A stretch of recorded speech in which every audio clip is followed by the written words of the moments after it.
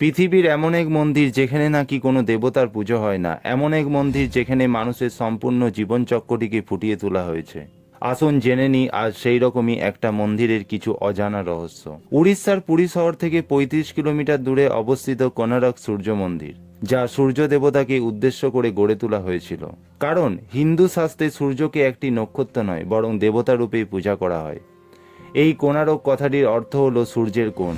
১২৩৮ সালে কলিঙ্গের রাজা নরসিংহ দেব এখানে ১২ একর জায়গার উপর ১২০০ শ্রমিকের সাহায্যে ১২ বছরে এই মন্দিরটি নির্মাণ করেন। এই মন্দিরটি কেন তৈরি করা হয়েছিল তার পেছনে একটি অদ্ভুত কাহিনী রয়েছে।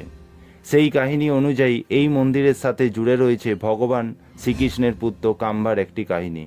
কাম্মা যখন কুষ্ঠরোগের শিকার হয়ে পড়েছিলেন, তখন তিনি এই রোগ থেকে মুক্তি পাওয়ার জন্য চন্দ্রভাগা নদীর তীরে ১২ বছর ধরে কঠিন তপস্যা করেছিলেন।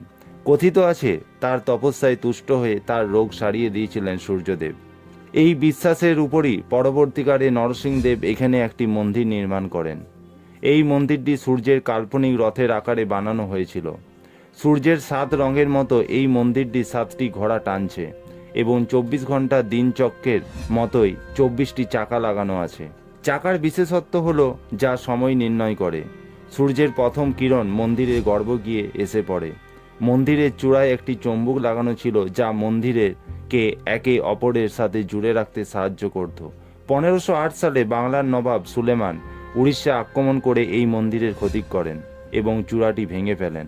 আবার এই চুম্বককে যথাস্থানে বসিয়ে দেওয়া হয়, কিন্তু পরবর্তীকালে ১৬০০ শতাব্দীতে পর্তুগালরা জাহাজ নিয়ে আসার ফলে এই চুম্বকের কারণে অনেক জাহাজ ডুবে যেত, তাই তারা এই চুম্বককে নষ্ট করে দেন।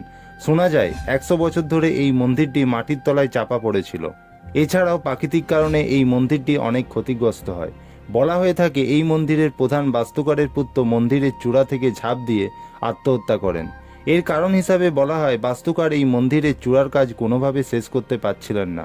তখন বাস্তুকারের পুত্র সঠিক সময়ে এই চূড়াটি বসিয়ে এই কাজটি সম্পূর্ণ করেন। কিন্তু রাজার আদেশ ছিল ১২০০ জন শ্রমিক এই কাজটি করবে। তখন বাস্তুকারের পুত্র এটা ভাবে রাজা যদি জানতে পারে যে ১২০১ শ্রমিক কাজটি করেছে, তার জন্য তিনি ঝাঁপ দিয়ে মৃত্যুবরণ করেন। কোনারক সম্বন্ধে আপনার কিছু জানা থাকলে আমাদের অবশ্যই কমেন্টে জানাবেন। আমাদের এভরিডে ইন্সপিরেশনের ইউটিউব চ্যানেলের সাথে যুক্ত থাকুন, অজানা তথ্য জানুন এবং আমাদের জানান। আপনাদের অনুপ্রেরণা আমাদের পথ চলার শক্তি।